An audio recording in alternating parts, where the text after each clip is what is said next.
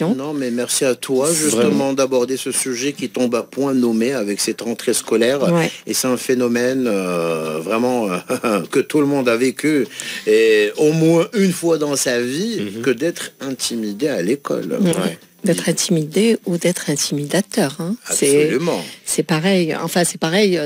C'est quelque chose qu'on vit. Et les deux sont un souci. Exactement. Que l'on soit l'un ou l'autre, voilà. C'est un souci. Soit le bourreau ou la victime, il y a un problème. Tout à fait. Il y a un problème. Tout à fait. Il faut justement détecter ces signes, ces symptômes.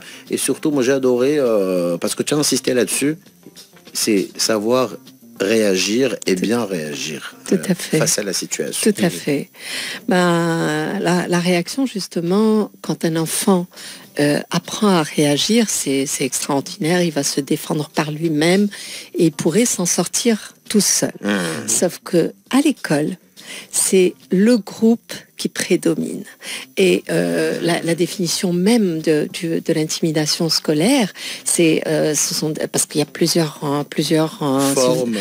formes et plusieurs définitions, mais toutes s'accordent sur 3 points.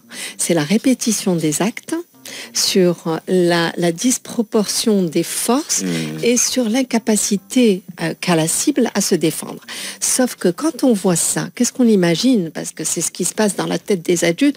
On pense qu'il y a un enfant qui intimide un autre, un enfant qui prend le pouvoir sur l'autre, un enfant qui devient faible, un enfant est faible et il ne sait pas se défendre. Sauf que dans la réalité, c'est que cet enfant, même des fois quand il est très très fort, c'est face au groupe qu'il n'arrive pas, qui devient faible. La répétition, elle vient forcément du groupe, parce qu'un enfant l'union qui fait la force. Tout à fait. Voilà. Et la mauvaise union, là. Absolument. Là, mais c'est le fonctionnement. C'est le fonctionnement du groupe, parce qu'un enfant, quand il va à l'école, la première des préoccupations qu'il a, c'est d'appartenir, d'avoir un groupe. Parce qu'il sait que un des enjeux, c'est de faire face à la masse. Une sorte de bouclier, de protection. Voilà. Et donc, quand il arrive à l'école, il a cette peur, et cette peur, elle existe chez tous les enfants. Tous les enfants et tous les adultes. Nous-mêmes, quand on rentre dans un groupe, on a une petite appréhension. Surtout, voilà, un terrain inconnu. Exactement. Voilà. Donc, les enfants, ils ont passé les vacances, ils étaient tranquilles chez eux, avec leurs parents, avec les cousins, dans un petit cercle. Et du jour au lendemain, c'est la rentrée, et c'est d'ailleurs la plus grande des préoccupations, c'est dans quelle classe je vais être. Est-ce que je vais retrouver mes copains? Et c'est pas anodin, parce qu'ils ont besoin d'être protégés, parce qu'ils savent très bien quand ils sont seuls, ils peuvent devenir une cible vulnérable. Tout à fait. Voilà. Donc c'est le groupe. Et la notion de groupe, tant que les adultes n'ont pas compris ça, on passe à côté de quelque chose. En tout cas, elle est super bien placée pour en parler à Amel Hassoun. Je le disais tout à l'heure, fondatrice de Resist Maroc, donc ce centre de ressources et d'études systémiques contre les intimidations scolaires. Ça serait bien d'en profiter et de prendre 3 minutes pour présenter justement le centre, le concept, ce que vous faites et ce que vous apportez justement. Tout à fait. Alors, merci de me donner cette occasion. C'est un centre qui existe en Europe, qui est représenté dans plusieurs pays francophones, notamment la France, Belgique, Suisse. Et là, au Maroc, je suis la représentante de ce centre. Nous avons pour mission de mettre en place des cellules de traitement de l'intimidation scolaire dans les établissements scolaires. Parce que quand l'intimidation commence à l'école, au sein de l'école, les adultes sont un peu démunis, que ce soit les parents. Quand un enfant vient se plaindre, quand il a le courage et la force de venir se plaindre, ou que ce soit au sein de l'établissement, les adultes, ils sont un peu démunis et on pense tout de suite à la sanction. Or, on sait très bien que la sanction amène les représailles, amène l'intimidation, monte d'un cran. C'est rare, c'est exceptionnel que ça arrête. Que ça s'arrête. Donc, on va mettre en place au sein de l'école des adultes, on va les former pour que eux, ils aient la légitimité de dire stop, de détecter. Des adultes qui font déjà partie qui sont de l'établissement. On les forme. D'ailleurs, nous avons mené des projets en partenariat avec le ministère de l'Éducation nationale marocain. Et donc on parle d'école publique. Nous avons mis en place des cellules, on a mis un pilote ici à Rabat, Salé, Kénitra, toute cette région, et nous avons formé des enseignants pour prendre en charge les cas d'intimidation. Non seulement de les prendre en charge, de les détecter, d'accompagner la cible, d'accompagner les intimidateurs, et nous avons nous pratiquons une méthode, la méthode de la préoccupation partagée. Si vous voulez, je vous en dirai quelques mots. Et cette méthode, c'est une méthode éducative qui permet de protéger la cible, mais aussi de faire un travail avec les intimidateurs pour qu'eux aussi sortent du piège de l'intimidation. Parce que quand on intimide, c'est qu'on n'est pas en sécurité, c'est qu'on a besoin d'être dans un groupe. Voilà. Et justement, comment les adultes peuvent, ce que nous on dit réindividualiser, parce que le groupe, quand il se met sur le dos de quelqu'un, ça devient un bloc et ça devient une seule unité. Et même si un élève ou un enfant n'est pas d'accord avec ce qui se passe dans le groupe, et moi j'ai eu plusieurs témoignages dans ce sens, il y a des enfants qui me disent « Madame, ça me fait mal au cœur de voir le groupe maltraiter un tel, mais je ne peux pas faire autrement. » Parce qu'il a peur de la dans la même situation il va se retrouver dans cette personne qu'il plaint. Exactement, il a peur d'être à la place de cette victime.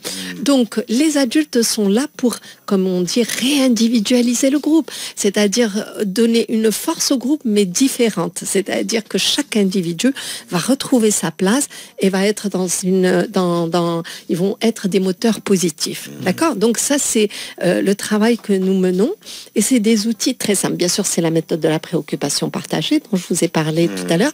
C'est Picasse qui a été à l'origine. Picasse, ça nous vient des pays du Nord. D'accord, donc c'est très viking. C'est très viking, très viking. Mais eux, ils y ont pensé dans les années 70, et c'est venu tout doucement en Europe, et ça a été retravaillé par Résis, justement par Marie Cartier et Jean-Pierre Bellon, qui sont des grandes pointures de la lutte contre l'intimidation et qui font partie du projet phare qui met en place en France maintenant chaque établissement. Qui font partie de l'équipe de Résis Maroc.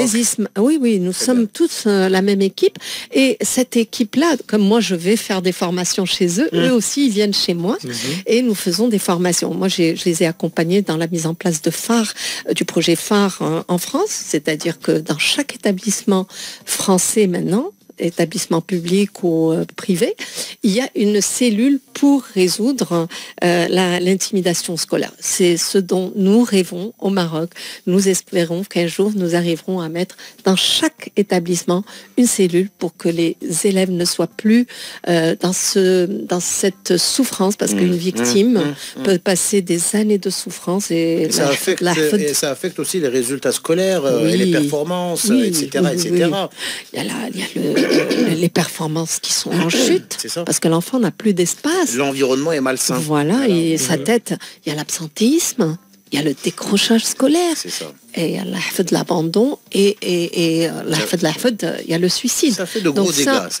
Donc on sait très bien, les conséquences, on les connaît, mais les adultes sont sensibilisés à ça. Mais ce qui reste à donner aux adultes, c'est des outils pour agir quand il y a une situation d'intimidation. Qu'est-ce qu'on peut faire? Donc l'intimidation, pour résumer un petit peu la situation aux auditeurs qui nous écoutent, elle a plusieurs formes finalement. Tout à fait. Mais est-ce qu'on peut la définir, cette intimidation scolaire? L'intimidation scolaire, elle se passe au sein de l'école ou sur les réseaux sociaux aussi. Tout le cyberharcèlement qui, des fois, ça va commencer à l'école et ça va se terminer sur les réseaux sociaux. Des fois, c'est l'inverse. Ça commence le soir sur les réseaux sociaux, sur le groupe WhatsApp. Il y en a un qui a dit posts, exactement. On va commenter négativement, on va mettre des photos, et ça va se poursuivre dans la cour de récréation. Donc, c'est vrai qu'avec les réseaux sociaux, avec l'avènement de l'informatique et tout ça, c'est que nos enfants, le harcèlement a pris des proportions énorme. On n'est plus sur un enfant, il est intimidé à l'école et il rentre à la maison, il souffle. L'enfant ne souffle plus. parce qu'il peut être persécuté 24 heures sur 24, jusque dans son lit. Dans la réalité et virtuellement. Exactement, aussi. virtuellement, même s'il ferme les portes, son téléphone, voilà, ils ont forcément accès à lui, et ça c'est terrible. Ça c'est la nouvelle dimension qui est... et il peut se faire harceler sans forcément être présent. Voilà, ni y participer, exactement, mais à son insu, sur les réseaux sociaux. À son insu, et ça devient une cour de récréation géante, absolument, mondiale. C'est-à-dire, il peut être harcelé par des gens qui sont dans d'autres établissements, dans d'autres pays, dans d'autres continents. Et ça, c'est terrible. Voilà, terrible. Donc, ça fait de gros dégâts. Gros dégâts. Ouais. Et donc, c'est là où justement vous intervenez. Résiste Maroc, vous êtes sur les réseaux sociaux. Tout à fait. Vous êtes sollicité par les parents directement? Oui, les associations de parents d'élèves nous approchent chaque année pour faire des conférences. Très bien. Donc c'est de la sensibilisation envers les enfants, mais aussi envers les enseignants et les parents, mais aussi pour donner de la formation et mettre des cellules carrément. Des fois ça commence par une conférence et ça se poursuit par la formation et la naissance d'une cellule anti-intimidation au sein de l'établissement. Voilà, les amis, donc si vous sentez que vous êtes concerné de près ou de loin par le phénomène, donc RESIS Maroc, donc RESIS, donc c'est le centre RESIS, le centre de ressources et d'études systémiques contre les intimidations scolaires. La dernière fois que je suis passée chez vous, avec Saïda, avec Saïda, sur cette thématique, en sortant, j'avais déjà des écoles qui m'ont appelée, dont certaines de Rabat, qui m'ont appelé. C'était ça veut dire que vous touchez un public et c'est votre merci de notre rôle d'être merci, vous intervenez à votre façon, vous êtes des partenaires, parce que c'est comme ça qu'on fait avancer notre société, on protège nos enfants. Donc il y a ceux qui ont besoin justement de ce suivi et ceux qui ont le savoir-faire, il suffit juste de les mettre en contact. Tout ça c'est pour le bien de la future génération, parce que là on a parlé des dégâts, mais je reviens quand même à cette intimidation. Là, c'est donc quelques petites astuces. Est-ce qu'on peut parler d'astuces que l'on pourrait livrer quand même aux parents, parce que il arrive quand même que l'enfant soit intimidé, même maltraité à l'école, et qu'il n'en parle pas. Tout à fait. Est-ce qu'il y a des signes? Est-ce qu'il y a quelques symptômes qui puissent tirer la sonnette d'alarme? Vous avez parlé de celui qui est le plus flagrant, c'est la baisse des notes, la baisse des résultats scolaires. Ça, les parents ne loupent pas. Parce que dès qu'il y a baisse, on commence à s'inquiéter. Que se passe-t-il? Mais il n'y a pas... Il n'y a pas que ça. C'est-à-dire là, quand on en arrive là, c'est que c'est déjà pas mal avancé. Mais un enfant, vous savez, quand on connaît son enfant, en le regardant, quand il rentre à la maison, on peut voir sa posture physique.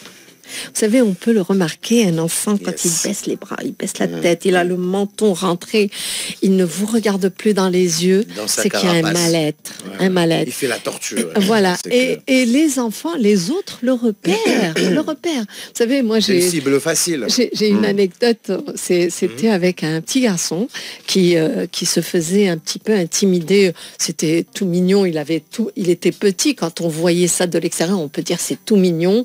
On le taquinait, il avait son amoureuse et il avait 4-5 ans, quoi.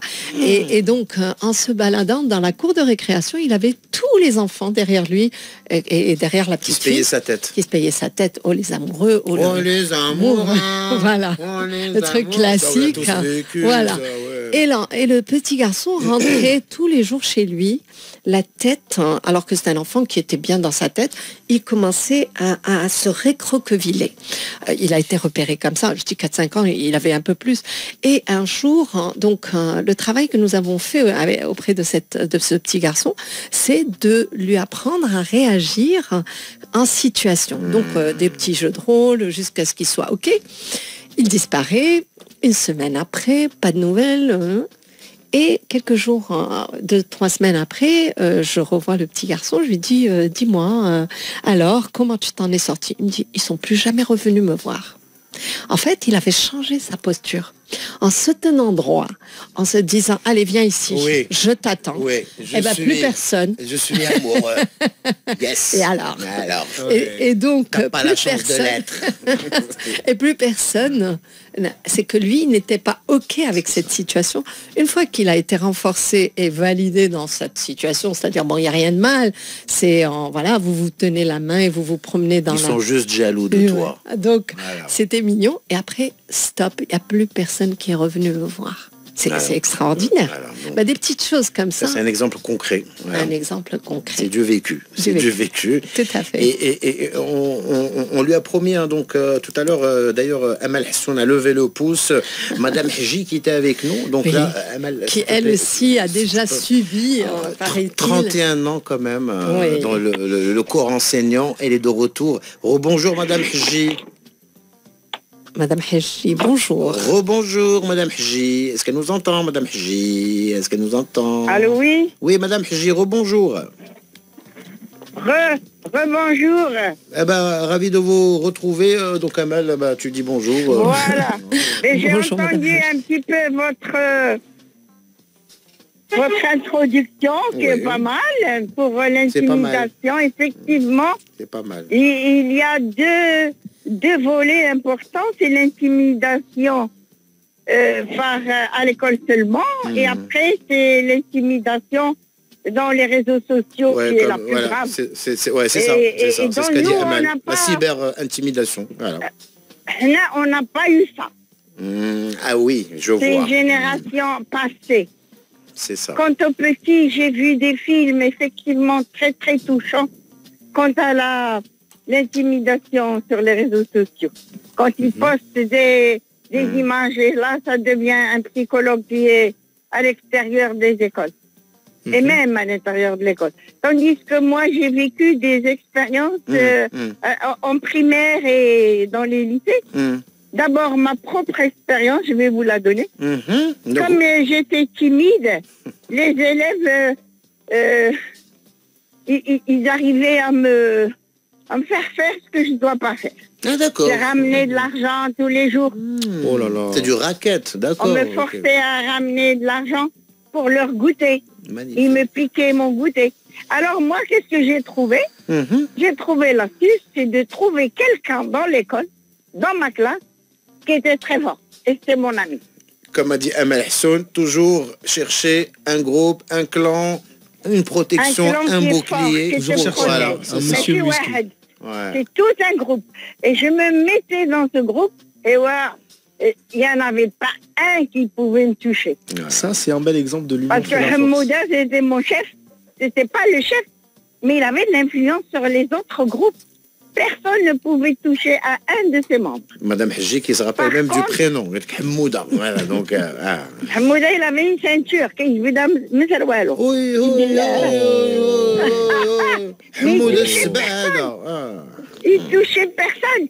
C'était Hamouda, et puis personne ne touchait à Leila. Oh, Et au lycée, j'ai eu quelqu'un d'autre. La Sabah Khallouk, Allah ya'ammarha dar comme copine. Elle, son père était mort, elle disait à tout le monde, non, mon père est vivant. Et Allah, et c'est elle qui te Donc, protégeait. elle avait du caractère. D'accord, ok. Elle avait du caractère. Et quand le professeur il lui disait, votre père est mort, elle lui a dit, non, mon père est vivant, qui c'est qui vous a dit ça? Et donc, moi, c'est devenu mon ami. Ouais. Quand j'avais un problème, j'appelais Sabah. Et la protectrice Sabah de était Leïla. Voilà. toujours à côté de moi, jusqu'en terminale. Quel message on peut partager, Madame Hji, avec votre expérience aux Maintenant, auditeurs? dans le choix du groupe, Ouais. faut pas se mettre dans n'importe quel groupe. Pour Ouais. les petits qui sont chétifs, et ce qu'il faut faire, c'est aller dire tout à la maîtresse. Parce que monsieur de la maîtresse, il est respecté. Il faut un courage. Alors, pour cela, les professeurs et les groupes associatifs, comme nous, on était SVP, je les mettais, les faibles, dans mon groupe associatif, et ils venaient dans l'association Mohamedia, il y avait l'école qui nous a donné quelques classes, et j'animais des groupes SVP, et les faibles, c'est eux les responsables du groupe. Je les ramenais. Ils étaient toujours avec moi. Et je les soutenais jusqu'à la fin de l'année. Et donc, chaque fois qu'il y avait un truc qui était fait, je disais, c'est monsieur un tel qui l'a fait, c'est mademoiselle. Et tout l'effort, je les ai affaiblis par la force des choses. Parce que je faisais des groupes de dessin. On faisait des ateliers parce qu'on créait du papier à 4, recycler des choses, prendre la parole, ramasser la poubelle dans les couloirs de l'école, nettoyer la classe avec de l'eau de javel et tout ça.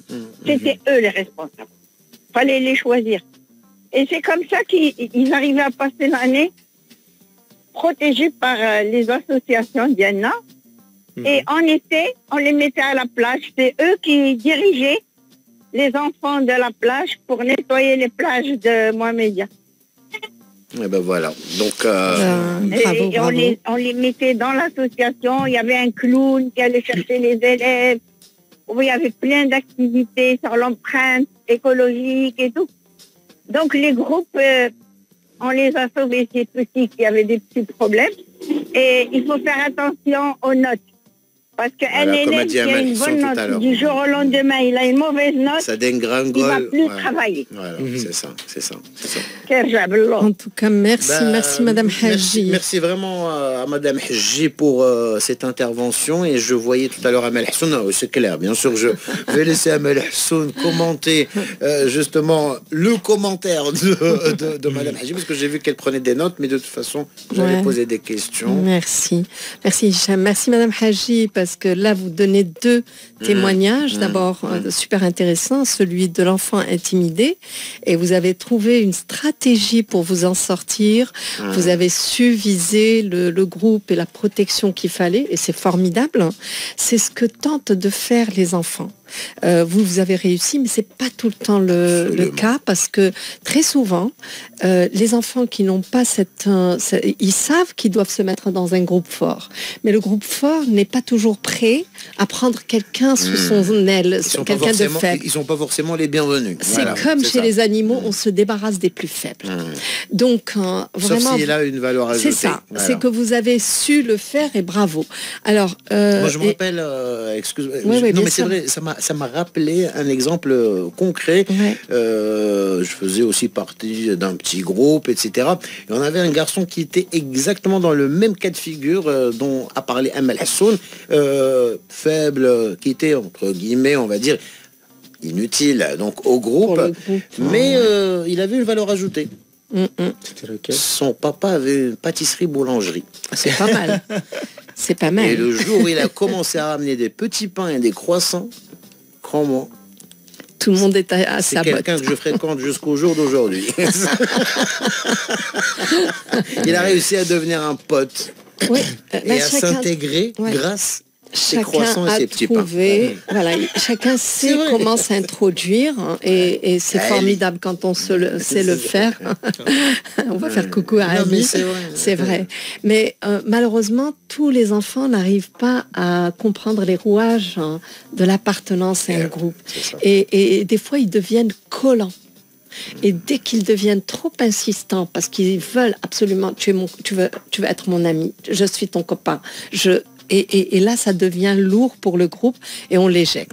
Donc, les enfants qui ont l'intelligence et qui savent comment, parce qu'il y a des enfants qui sont plus doués que d'autres, comme on est doué en français, en maths, en arabe. Il y a des enfants qui ont plus d'habilité à créer du lien. Et donc, voilà, ils vont savoir comment faire. Très bien. Pour les autres, justement, les parents, quand un enfant arrive en disant à chaque fois, j'ai envie d'appartenir à ce groupe, mais ils veulent pas de moi, etc., les orienter vers d'autres groupes, parce que tous les groupes ne sont pas forcément les plus populaires, mais il y a des enfants, des petits groupes qui seraient prêts à accueillir ces enfants-là.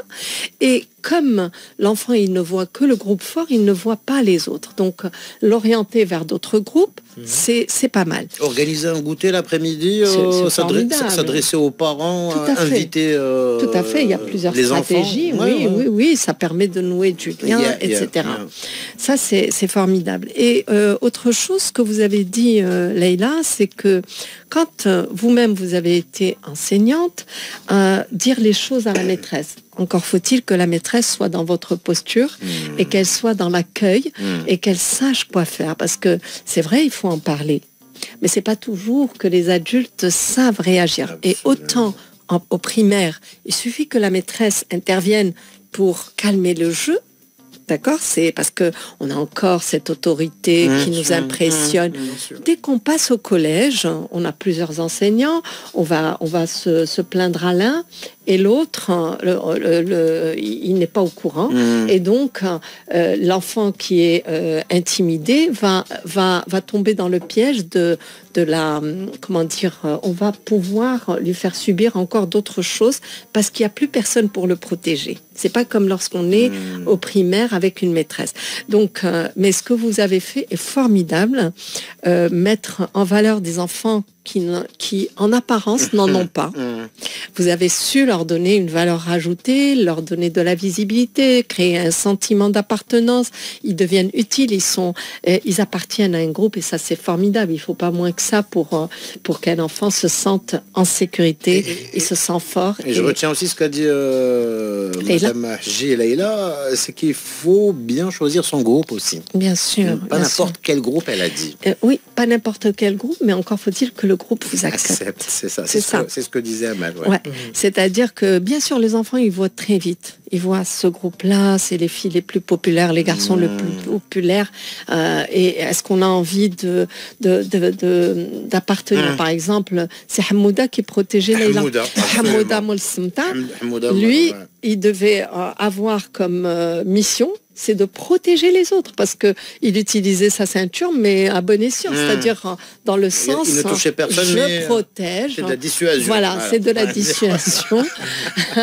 et il savait très bien que c'était pour de la protection. Et ça c'est pas mal intéressant. On en a quelques-uns comme ça, des fois des grands, des plus forts qui veulent protéger et ce sont des leaders positifs.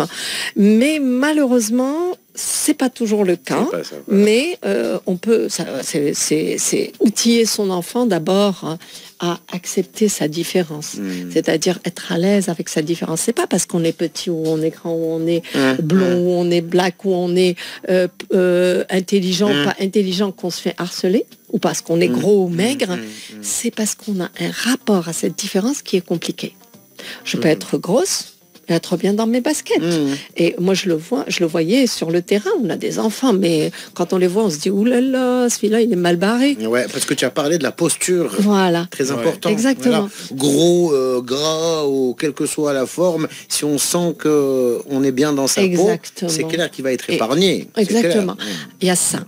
Il y a être à l'aise avec sa différence, être aussi OK avec la taquinerie, parce que quand la taquinerie, c'est un moyen de socialiser. Quand on taquine, que ce soit un enfant qui taquine un autre enfant ou que ce soit l'enseignant qui taquine, c'est très souvent pas malveillant. Et quand est-ce que ça tourne au vinaigre? C'est quand l'enfant n'accepte pas la taquinerie.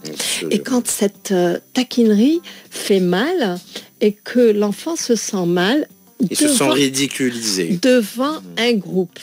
Quand c'est une taquinerie en one-to-one, ça passe. Mais quand ça devient une taquinerie devant plusieurs personnes et je la vis mal, ça devient de l'humiliation. Moi, j'ai déjà vécu ça parce que, bon, je m'appelle Zarak et donc je me rappelle très bien au primaire un jour, il me dit, je me rappelle, c'est un maître, il me dit, ouais, donc Zarak ou la Zaragnit, vraiment, parce que j'avais pas compris, je sais plus quoi. Ça m'a vraiment touché. J'en parle à mon père qui me dit, ouais, ça c'est rien du tout, moi aussi j'ai vécu tes oncles, etc. Après, je me suis dit, tiens, non, mais c'est vrai, donc, après, non, mais c'est vrai, après, je l'ai mieux encaissé et je commençais à en rire moi-même. Non,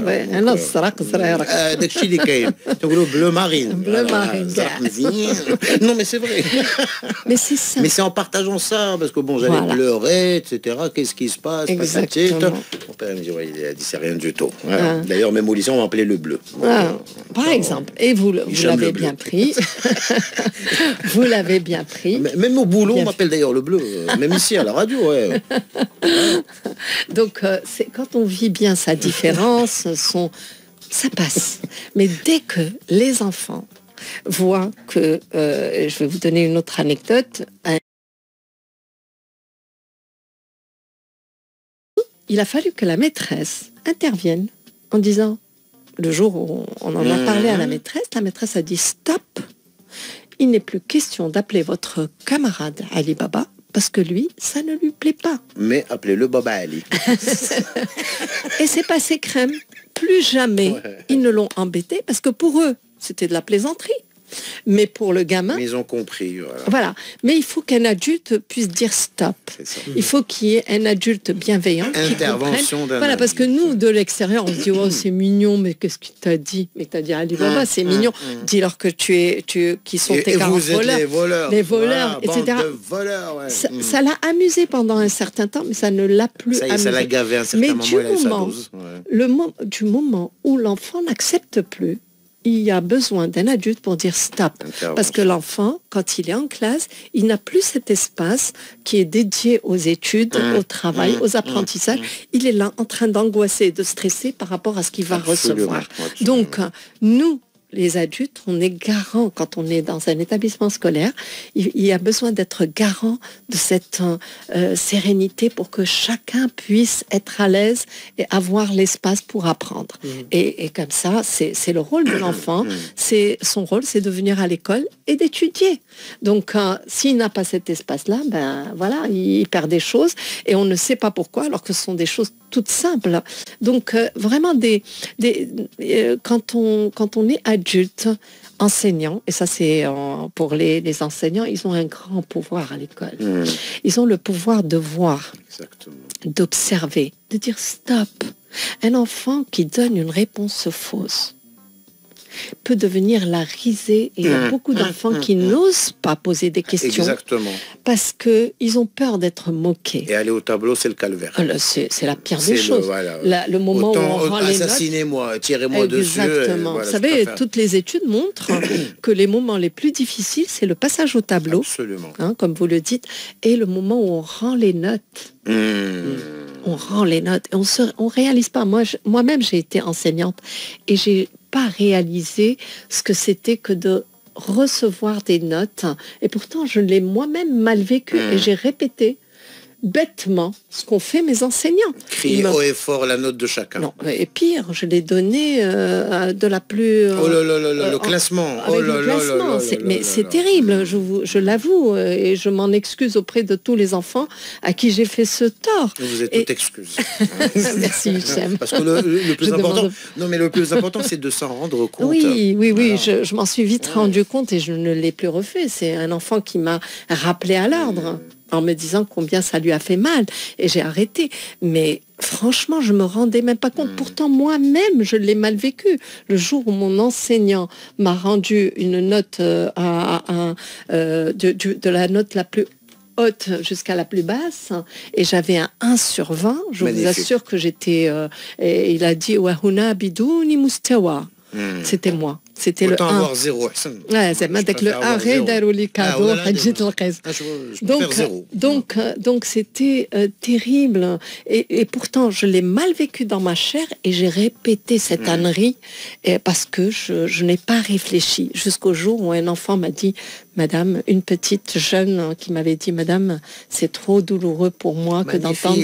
Est-ce que vous êtes capable de me donner ma note sans la divulguer? Qui avait quel âge? En 6e, c'est-à-dire 11-12 ans. 11-12 ans. Et donc, à partir de ce moment-là, j'ai plus jamais redonné des notes. Ça t'a fait réaliser la bien chose. Sûr, ça a fait tilt dans ma tête et j'ai réalisé. Donc, oui, il y a des moments difficiles. Et quand il y a des adultes bienveillants, quand on est là, quand on dit stop, il n'y a pas de moquerie dans ma classe, chacun a le droit, de s'exprimer. C'est un espace pour qu'on puisse faire des erreurs, pour apprendre. Excellent. Voilà. Donc, cet espace est précieux. Cet espace est précieux. Cette fois-ci, c'est ton camarade qui a fait une erreur, mais la prochaine fois, ça pourrait être toi. Et donc, quand on sécurise son espace en classe, déjà, les enfants se sentent mieux. Et toutes les études ont montré, même s'il y a une constante dans l'intimidation scolaire, on est sur à peu près du 10%. c'est universel, quels que soient les établissements, quels que soient les milieux sociaux, etc. Mais on voit, c'est un Belge qui a fait cette étude, qui a montré que, c'est Benoît Galland, qui a fait cette étude et qui a montré que le taux peut devenir nul, 0, quand on est dans une classe où les enseignants sont bienveillants, où les enseignants sont qui tiennent les rênes de leur classe. Donc franchement, il y a beaucoup de choses à faire et c'est juste une posture. Tout à l'heure, on a dit que c'était une méthode qui nous venait de chez nos Vikings. Et plus précisément, de quel pays? Alors, il y en a un, c'est la Suède, et l'autre, c'est la Norvège. Il y a un qui est suédois d'origine et norvégien de cœur, et l'autre, il y a deux. Est-ce qu'on se dit automatiquement, est-ce qu'une méthode norvégienne scandinave va fonctionner avec nous, nord-africains, voilà, donc méditerranéens? On n'est pas vikings. C'est exactement ça. Est-ce que ça a été adapté peut-être? Bien sûr, ça a été adapté, mais ce qui est extraordinaire, c'est que tous les principes, tout ce que prône cette méthode, c'est juste une éthique de l'enseignant, une posture. Voilà, il n'y a rien pour toutes les races, pour toutes les cultures. Exactement, voilà. C'est-à-dire qu'on est attentionné, on accepte, on est là pour accueillir le faible, le moins faible, on ne fait pas la différence, on est là, et ça marche. C'est des points communs à tout être humain. Exactement. Parce qu'automatiquement on se dit Norvège... Et je vous assure, Hicham, moi j'ai fonctionné pendant très longtemps au sein d'un établissement scolaire où je m'occupais justement de la souffrance scolaire, et je ne connaissais pas encore cette méthode, mais le jour où j'ai rencontré cette méthode, ça collait parfaitement à ce que je faisais, parce que mon souci, c'était de sortir les enfants la tête haute, que ce soit la victime ou les intimidateurs. Moi je disais toujours, nous sommes dans un établissement scolaire et on est là pour apprendre. Et quand on est dans un piège de l'intimidation, quand on comprend comment fonctionne un groupe, on sait très bien que la victime, elle est tombée là-dedans parce qu'il y a un groupe, et le groupe parce qu'il a une peur qui le rend une seule unité. Donc, quand on a compris ça, on va travailler avec l'intimidateur, avec la victime, pour la renforcer, pour lui dire, moi je suis à tes côtés et je suis là avec toi et pendant toutes tes années scolaires. C'est-à-dire que si on intervient maintenant, tu es en première année collège, je serai là à tes côtés jusqu'en terminale. Et ça rassure. Et ce n'est pas moi toute seule, c'est l'établissement qui s'engage. Toute une équipe. Voilà. Et pareil pour les intimidateurs, quand ils venaient me voir, c'était presque un soulagement. Parce que pour eux, ils sont sous la pression du groupe. Et le fait que moi je sois l'autorité, que je dise stop, et que je leur demande d'aller chercher des solutions plus constructives, c'est un soulagement. Ils disent ouf, il y a un adulte qui s'occupe de nous, il y a une loi. Ça les soulage. Voilà, ça les soulage. Voilà. Et je n'ai pas besoin de sortir les crocs ni les pectoraux pour être fort. Il y a cette entité qui est l'autorité suprême qui est là pour. On n'a plus besoin d'inventer nos règles. Il y a des règles et il faut qu'on les suive. Et on n'est pas dans la punition. On n'est pas dans la sanction. Et quand ils viennent, ils viennent détendus parce que... Sanctionner, ça peut qu'amplifier des fois les choses et empirer les choses. C'est pour ça, la raison. C'est la raison pour laquelle les intimidateurs préfèrent se taire. Plutôt un accompagnement, un suivi. Alors, c'est des choses très simples. Ce sont des tout petits entretiens avec les intimidateurs qu'on reçoit un par un. Individuellement. Moi, je me préoccupe pour Nadia. Qu'est-ce qui se passe en classe? Dis-moi, Hicham, tu es en classe, t'as observé quelque chose? Non, madame, j'ai rien vu. Ok, très bien. Alors que lui-même est... Oui. Je veux dire, tu repars en classe et tu ouvres les yeux, s'il te plaît, Hicham. Et tu vas faire attention à ce qui se passe. Garde l'œil et le bon. Au bout de 2 entretiens, il revient, il est prêt à lâcher le morceau parce qu'il sait très bien que tu n'es pas là pour le sanctionner, mais tu vas lui donner une aide et il va trouver des solutions qui sont constructives pour tout le monde. Et qui va rendre service à Nadia et à l'intimidateur. Bien sûr, parce que ça les rend plus forts, ça les rend plus... ils apprennent de la vie, parce que l'école, elle n'est pas là que pour apprendre l'académique, il y a les matières, mais aussi le savoir-vivre, résoudre des situations complexes, etc. J'aimerais, il nous reste 3 minutes, mais j'aimerais quand même avoir l'avis de Amel Hassoun sur une réaction de certains parents. Il arrive que l'enfant se plaigne, avoue qu'il est maltraité, etc., etc. Et on a peut-être des fois une réaction des parents. En fait, on lui en veut de se faire écraser. On lui en veut de ne pas réagir. Et finalement, c'est à lui qu'on reproche d'être intimidé, peut-être même harcelé. Qu'est-ce qu'on dit à ses parents? On adopte le même point de vue que l'intimidateur. On devient des harceleurs. Voilà. Alors, il y a cette catégorie de parents qui font cette erreur. Mais tu peux te et là, ils enfoncent l'enfant. Exactement. Ils enfoncent. L'enfant a fait le pas, justement, de se livrer, de vider son sac. Exactement. C'est le plus dur pour un enfant, c'est d'être accueilli par un adulte de cette manière-là. Parce que non seulement qu'il est intimidé parce que dans sa tête, on le traite de ceci, de cela, mais en plus, les parents en rajoutent, ou les adultes, en rajoutent une couche. Vas-y, défends-toi, fais. Mais surtout pour les garçons. Pourquoi les autres? Pour les garçons. Mais vous savez, il y a des filles, Hicham, il y a des filles qui sont des terreurs chez elles, et elles arrivent à se faire intimider à l'école. Et chez les garçons aussi. Et ils n'arrivent pas, ces enfants, à aller avouer qu'ils sont intimidés. Parce que pour eux, c'est un signe de faiblesse. Absolument. Alors que le groupe les a pris.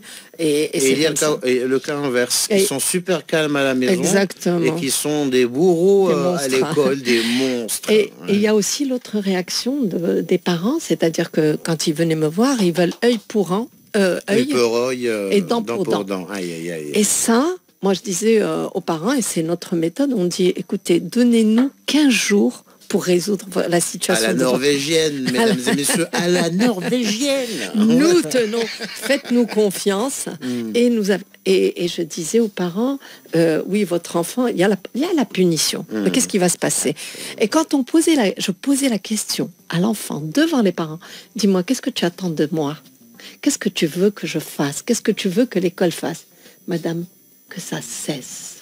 Est-ce que tu veux que je sanctionne ton camarade? Non, madame, moi, ce que je veux, c'est que ça s'arrête. Je dis aux parents, vous avez entendu? Allez, on va y aller pour que ça s'arrête. Parce qu'un enfant qui vient dans un établissement scolaire, il est là pour plusieurs années. Et il va côtoyer les mêmes enfants. Donc, le plus important, c'est qu'il puisse continuer à vivre dans le même établissement et sereinement protégé. Et et qu'on permette à tout le monde de grandir. Et ben voilà. Donc, vraiment, mille merci. Merci à vous. Mille merci. Donc, un sujet qui concerne tout le monde, tous les parents, tous les enfants, et personne n'est à l'abri d'être intimidé, et quel que soit son âge. On ne parle pas que de l'école primaire ou du collège, ça peut arriver au lycée. Bien sûr, le petit dernier mot à Amel Hassoun. Alors, moi, j'aimerais bien donner un conseil, une demande. C'est une demande par rapport aux enfants, aux parents, quand ils voient leurs enfants sur leur téléphone et ils sont en train de ricaner, de transmettre des photos, quand je reçois une photo où quelqu'un se ramasse, il y a des trucs hallucinants que les enfants ont sur leur téléphone, on leur dit, qu'est-ce qu'on fait? On supprime, on ne transfère pas. Parce que transférer, c'est augmenter, amplifier. Et juste ce geste, que chacun puisse supprimer, c'est extraordinaire. Si chaque famille demandait à son enfant de supprimer un contenu quand il reçoit une moquerie concernant un autre enfant. Non, mais il faut que ça devienne réflexe. Donc, si on check le cahier de texte de l'enfant, il faut checker son téléphone aussi. Tout à fait. Il n'y a aucune raison et il n'a pas encore l'âge d'avoir des secrets sur son smartphone. Au contraire. Tout à fait. Il faut qu'il sache et réalise qu'on lui fait une fleur déjà d'en avoir un et que j'ai le droit de checker le contenu de son smartphone. Tout à fait. Voilà. Amel Hassoun, bien sûr, que vous pouvez retrouver sur les réseaux sociaux. Oui. Qu'est-ce qu'il faut tapoter? Alors, c'est je suis pas très forte en réseaux sociaux, mais c'est Centre Résis, intimidation scolaire, ou tapez Amel Hassoun. Amel Hassoun, il n'y a pas plus simple, les amis. Croyez-moi, Amel Hassoun, avec qui vous pouvez même interagir. Stop intimidation, voilà, c'est Stop intimidation avec Amel Hassoun sur les réseaux sociaux. Non, mais c'est ça. Et en même temps, vous pouvez interagir avec elle. Si vous vous avez, si vous vivez ou votre enfant justement vit ce problème d'intimidation. Et on te dit mille merci Amal Hassoun, surtout que ça tombe à point nommé en cette période de rentrée, donc il fallait en parler dès que possible et on se fera le plaisir de en parler encore. Voilà, merci beaucoup. On n'en a jamais assez parlé. Merci beaucoup. Parce que ça peut bien démarrer au début de l'année scolaire et tout peut arriver n'importe quand. On a des pics au mois de février, c'est les pics de l'intimidation. Vraiment, on a... Waouh. C'est l'effet de la bûche. C'est l'effet de... Ça y est, on a déjà son groupe, on est déjà dans... Il y a les premiers résultats, les premiers profils, les premiers... Voyons allez, on y va. Qui va passer. Allez. C'est le summum. Amal Hassoun, vraiment, c'est agréable d'échanger avec toi et je te dis à très très vite. Amal Hassoun, je le rappelle, fondatrice de Resist Maroc, le centre de ressources et d'études systémiques contre les intimidations scolaires. Magnifique sujet et bien sûr magnifique émission pour une magnifique matinée sur une magnifique radio et on se dit un magnifique demain, Inch'Allah, avec de magnifiques animateurs. Merci beaucoup. Et de magnifiques intervenants et une magnifique équipe. Leïla Azizi à la réalisation, Manel Zouini, super Zouina qui nous a accompagnés. Merci vraiment. Et donc un magnifique complice, c'est bien sûr Oussama. Et bien sûr, gros coucou à la magnifique Sabah, la maman de Oussama, qu'on embrasse très très fort. On ne l'intimide pas. Mais non, on le taquine, qui aime bien châtie bien. Allez, va ramener le goûter, sinon je vais... Tu sais maintenant ce qu'il faut faire, Oussama, les croissants. Tu appelles Amal Hassoun, tu le dis Hicham. Il est timide. Tellement bienveillant et adorable. Merci Amal. Sophia Fagoloud, vous la retrouvez dans moins d'une minute pour l'info de midi. Prenez soin de vous, bon appétit, ciao ciao. Et à demain. Voilà, merci.